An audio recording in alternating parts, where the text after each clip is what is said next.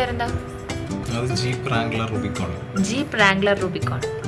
16-13 ടാറ്റ. ഇത് അത് Ford ranger. അത് പെൻഗ്വിൻ. ഇതോ? ഏതാ ഇത്? അത് ആക്രി. പ്ലാസ്റ്റിക് പാത്രങ്ങളെ പൂങ്കുളിരേ കണ്ടു എൻ്റെ കാതലി.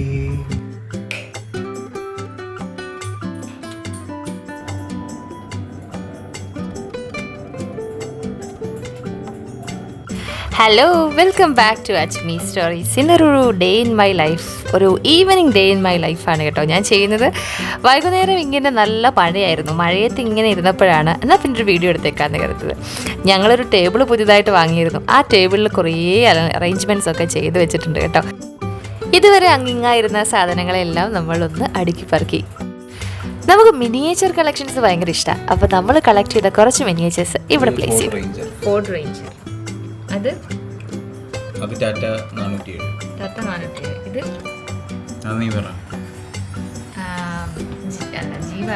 ജീവാഗൺ എന്നാണ് അതിനെ സ്നേഹത്തോടു കൂടി വിളിക്കുന്നത്. അപ്പം അല്ലാതെ വിളിക്കുന്ന പേര് G63 AMG Benz Mercedes Benz G63. ഇത് ഏത്? അത് പെൻഗ്വിൻ. ഇതോ? ഏതാ? ഇത് അത് ആക്രി. പ്ലാസ്റ്റിക് പാത്രങ്ങളെ. അപ്പൊ ഞാൻ കിടില്ല. നീ ഡൂക്ലി ഒരു പാട്ട് പാടും. ഏത് പാട്ട് പാടും? വേണ്ട, മഴയല്ലേ. മഴയെ തൂമഴയേ പൂങ്കുളിരേ കണ്ടുവോ എൻ്റെ കാതലി. മതിയാ? നിറയേ കണ്ണീറയേ ദാരിരാരീരം തുള്ളികളിൽ കണ്ടുവോ എൻ്റെ കാതലി. ശരിക്കും ഇവിടെ പുറത്ത് മഴയായിരുന്നത്, അവർക്ക് മനസ്സിലാവുമെന്തോ. നമുക്ക് പുറത്തൊന്നും ഇപ്പൊ കാണാൻ പറ്റാത്ത അവസ്ഥ. ഇരുട്ടായി, സമയം 6 മണി കഴിഞ്ഞല്ലോ. ഇന്ന് വൈകുന്നേരമായപ്പോൾ നല്ല മഴയായിരുന്നു. മഴ കഴിഞ്ഞ് കൂടുതൽ ഇരുട്ടായ പോലെ. പിന്നെ വന്ന് കുറച്ച് കാര്യങ്ങൾ എഴുതാനുണ്ടായിരുന്നു. അതൊക്കെ എഴുതി കഴിഞ്ഞപ്പോൾ എന്താ ഒരാശ്വാസം. എഴുത്തുകൾ എപ്പോഴും അങ്ങനെയല്ലേ, നമ്മളുടെ മനസ്സിലുള്ളതൊക്കെ ഒന്ന് എഴുതി വെച്ച് കഴിഞ്ഞാൽ അതൊക്കെ അങ്ങ് പോയി കഴിയും. പിന്നെ നമ്മൾ ഫ്രീ ആയി. അപ്പോൾ അങ്ങനെ എന്തൊക്കെയോ കുത്തിക്കുറിച്ചു. അങ്ങനെ ഇരുന്നപ്പോഴാണ് ആലോചിച്ചത്, വെറുതെ ഇരിക്കാൻ പാടില്ലല്ലോ, ഇനിയും ജോലികൾ ഒരുപാടുണ്ടല്ലോ, അതൊക്കെ ചെയ്ത് തീർക്കണ്ടേ, വേറെ ആരപ്പോൾ ചെയ്യാൻ. അപ്പോൾ പിന്നെ അങ്ങനെ എഴുന്നേക്കല്ലേ, മുടിയൊക്കെ കോതി ഇങ്ങനെ ഇരുന്നാൽ മതിയോ? പോരാ, എഴുന്നേറ്റ് ജോലികൾ തുടർന്ന ശേഷം ബാക്കി സ്ക്രീനിൽ. അപ്പോൾ പിന്നെ ഞാൻ എണീക്കാൻ പോവാണ്. ബുക്കൊക്കെ അടുക്കി വെച്ചു. ഇനി മറ്റു പണികളിലേക്ക് പോവാം. പണ്ടൊക്കെ നമ്മുടെ ജോലികളൊക്കെ കഴിഞ്ഞ് നേരെ ചെന്നാൽ മതി, ഭക്ഷണം ടേബിളിലുണ്ടാവും. പക്ഷെ ഇപ്പം അങ്ങനെയല്ലല്ലോ, നമുക്ക് വേണമെങ്കിൽ നമ്മൾ തന്നെ ഉണ്ടാക്കണം. എൻ്റെ കിച്ചൺ ആകെ കൊളായി കിടക്കായിരുന്നു. ഞാൻ പറഞ്ഞില്ലേ വൈകിട്ട് മഴയുണ്ടായിരുന്നു. മഴയൊക്കെ കണ്ടിരുന്നപ്പോൾ കുറച്ച് മടി പിടിച്ചു പോയി. പിന്നെ നാളെ ഇഡ്ഡലിയാണ്, അതിനുള്ള അരിയൊക്കെ വെള്ളത്തിലിട്ടിട്ടുണ്ട്. അപ്പോൾ ഇതൊന്ന് അരച്ചു വെക്കണം. അത് കഴിഞ്ഞ് ബാക്കി ജോലികൾ.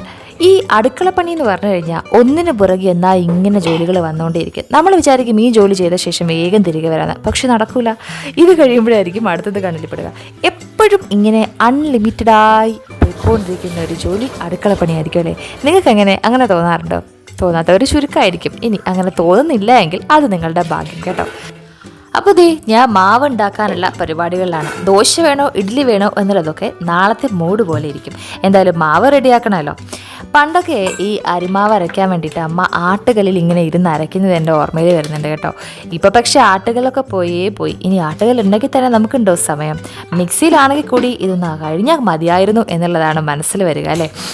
പണ്ടൊക്കെ കൗതുകമായിട്ട് നമുക്ക് തോന്നിയ പല ജോലികളും ഇപ്പോൾ വലിയ മോശം എന്നല്ല പറയുക, എന്താ പറയുക, അരോചകമായിട്ട് തോന്നും.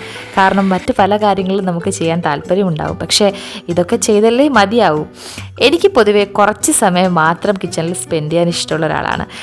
ഉണ്ടാക്കുക, ഭക്ഷണം ആവശ്യത്തിന് ഉണ്ടാക്കുക, ശേഷം ഇറങ്ങി വരിക. പക്ഷേ അതൊന്നും പോസിബിൾ അല്ല. ഭക്ഷണം ഉണ്ടാക്കി പാത്രം കഴുകണ്ടേ, പാത്രം കഴുകി കഴിഞ്ഞാൽ പിന്നെ ക്ലീനിങ് കഴിഞ്ഞ് കഴിഞ്ഞാൽ പിന്നെ എന്തെങ്കിലും കറി ഉണ്ടാക്കാനുള്ള കാര്യങ്ങളൊക്കെ അറിയുക. ഇങ്ങനെ ഒന്നിന് പുറകെ ഒന്നായി ജോലികൾ ഇങ്ങനെ വന്നുകൊണ്ടിരിക്കും. എന്തായാലും എൻ്റെ മാവ് അരച്ച് കഴിഞ്ഞ് കേട്ടോ, ഞാൻ ഇതിനെ അരച്ച് വെക്കുക, അടച്ച് വെക്കുക. അതിനുശേഷം ആ പാത്രമൊക്കെ ക്ലീൻ ചെയ്ത് വെച്ച ശേഷം മൊത്തത്തിൽ അടുക്കളയൊന്ന് ക്ലീൻ ആക്കണം. അതിനുശേഷം ബാക്കി പരിപാടി.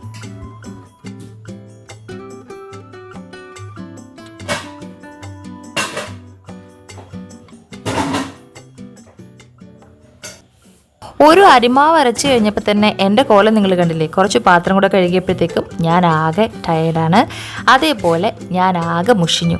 ഇനി ഒന്ന് കുളിക്കണം. ഈ വീട് വൃത്തിയാകുന്ന പോലെ തന്നെയാണല്ലോ നമ്മളും വൃത്തിയാകുന്നത്. ഇല്ല, കഴിഞ്ഞിട്ടില്ല. ഒരു പണി കൂടി ബാക്കിയുണ്ട്. നാളത്തെ ചോറ് ഞാൻ ഇന്ന് ഉണ്ടാക്കി വെക്കും. എങ്ങനെയാണെന്നല്ലേ, അരി തിളപ്പിച്ച് റൈസ് കുക്കറിൽ വെക്കും. അപ്പോൾ പിന്നെ രാവിലെ ഈ തിളയ്ക്കണ സമയം കുറയ്ക്കാമല്ലോ. ജോലിക്ക് പോണ ആളുകൾക്കൊക്കെ ഇത് നല്ലൊരു വഴിയാണ് കേട്ടോ. അതായത് നിങ്ങൾക്ക് അരി തലേ ദിവസമേ തിളപ്പിച്ച് ഇതിനുള്ളിൽ വെക്കാം. അപ്പോൾ രാവിലെ ആകുമ്പോഴത്തേക്ക് കുക്കായിട്ടിരിക്കില്ലേ, എളുപ്പ വഴി. പിന്നെന്താ, കുറച്ച് വെള്ളമൊക്കെ കുടിച്ച് ഒന്ന് ക്ഷീണം മാറ്റി. ഞാൻ എപ്പോഴും ആലോചിക്കുന്ന ഒരു കാര്യമുണ്ട്. നമ്മൾ ഈ ചെറിയ ജോലികളൊക്കെ ചെയ്യുമ്പോൾ തന്നെ, അതായത് ചെറിയ ജോലി മീൻസ് ഒരു 2 പേരുള്ള ഫാമിലി തന്നെ ഒന്ന് റൺ ചെയ്ത് മുന്നോട്ട് പോകാൻ വലിയ പ്രയാസമാണ്. അപ്പോൾ എങ്ങനെയായിരിക്കും പണ്ടുള്ള കൂട്ടുകുടുംബങ്ങളിലെ അമ്മമാരും മറ്റു സ്ത്രീകളുമൊക്കെ ഈ കണ്ട ജോലികളൊക്കെ ചെയ്ത് ഏവർ ചെയ്യാത്ത പണികളൊന്നുമില്ല അല്ലേ? എത്ര പേർക്കാണ് വെച്ച് വിളമ്പിയിട്ടുണ്ടാവുക, എത്ര പേരുടെ വസ്ത്രങ്ങളാവും അലക്കിയിട്ടുണ്ടാവുക. എൻ്റെ അമ്മോ, ഓർക്കുമ്പോൾ തന്നെ പേടിയാവുന്നു ഇല്ലേ? അവരന്ന് ഒരുപാട് ജോലി ചെയ്തിരുന്നു. ആ ജോലിക്ക് ശേഷമാണ് അവർ പാടത്തും പറമ്പിലും ഒക്കെ പണിയെടുക്കാനായി പോകുന്നത്. അവരുടെ അവരുടെ ആരോഗ്യം ഒക്കെ വ്യത്യാസമാണല്ലേ. നമ്മളിതേ ചെറിയ ജോലി ചെയ്താൽ, അല്ലെങ്കിൽ വളരെ കുറച്ച് സമയത്തേക്കുള്ള ജോലി ചെയ്താലും നമ്മൾ പെട്ടെന്ന് ക്ഷീണിക്കും, നമുക്ക് മടിയാവും. മടി എന്നതിലുപരി നമ്മൾ പെട്ടെന്ന് ക്ഷീണിക്കും. അതുതന്നെ ഇങ്ങനെ വർത്താനം പറഞ്ഞിരുന്നാൽ മതിയോ? ഡിന്നർ കഴിക്കണ്ടേ? ഇന്നത്തെ ഡിന്നർ ഏത്തക്കാപ്പുഴുക്കും ചോളവുമായിരുന്നു കേട്ടോ. നമ്മൾക്ക് വൈകുന്നേരങ്ങളിൽ ഇത്തരം ഭക്ഷണങ്ങൾ കഴിക്കാൻ ഇഷ്ടമാണ്. അതും ചമ്മന്തിയും ഒക്കെ കൂട്ടി ഒരു പിടി അങ്ങ് പിടിച്ചു. ഇനി എന്താ, ഉറങ്ങണം. മറ്റു പരിപാടികളൊന്നുമില്ല. അപ്പോൾ വീഡിയോ നിങ്ങൾക്ക് ഇഷ്ടമായി എന്ന് വിചാരിക്കുന്നു. ഇഷ്ടമായെങ്കിൽ തീർച്ചയായും നിങ്ങളുടെ കമൻറ്റുകൾ അറിയിക്കണം. പിന്നെ ഈ വീഡിയോ ഒക്കെ ഇടുന്നത് നിങ്ങൾക്ക് കാണാൻ വേണ്ടിയിട്ടല്ലേ? ആരും കാണുന്നില്ലേ? മറ്റു വീഡിയോകളൊന്നും അത്ര ഓട്ടം പോരാ. കണ്ടു നോക്കുക, സജഷൻസ് പറയുക.